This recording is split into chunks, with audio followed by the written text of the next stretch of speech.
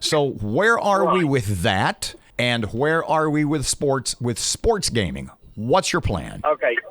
Fantasy sports, the people have already voted across the state with the vast majority, except for a select few parishes, to authorize fantasy sports. So simply the legislature needs to authorize it. Last year when the bill went through, they were trying to tax it, which requires a 2/3 vote.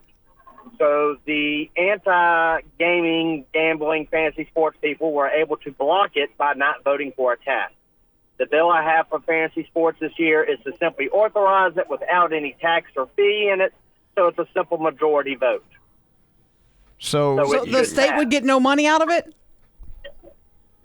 The people have voted on it. No, if the state wants money out of it, they'll have to wait till next year to tax it. Okay, and what about the sports betting bill that you have proposed? Will I get to vote on that too? Yes, you'll have to vote on that. That has not been authorized. The bill is to allow our 15 riverboats, the land base in New Orleans, and the racetrack to be able to have sports betting. This will require a vote in those 8 parishes to allow it because it's considered an expansion of gambling. So I can't open up Aaron's. I can't open up Aaron's sports gambling shop.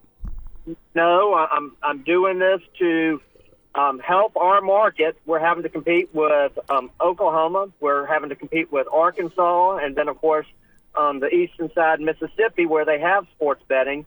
Basically, let's allow our citizens in the 8 parishes to choose whether they want to authorize our boats to have it.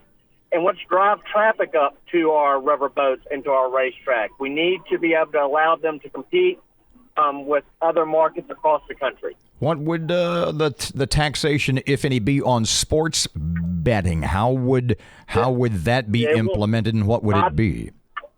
My bill is not going to tax it this year. For a tax bill, it has to be done next year.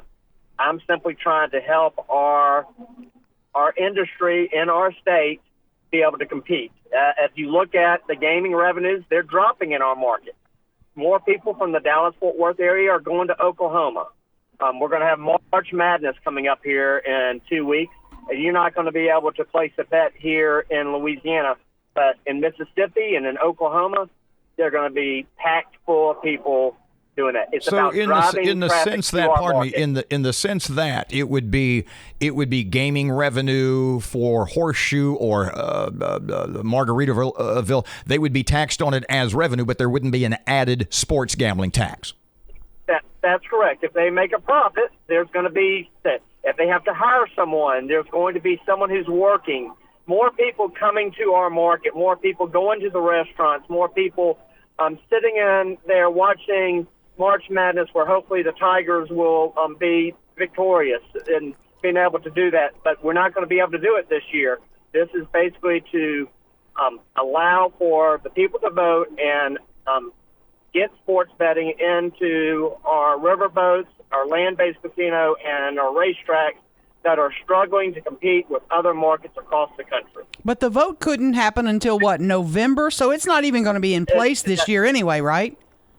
That's correct. It has to be in November. That's the earliest I can get a vote of the citizens of the 8 parishes where the riverboats and the racetracks are.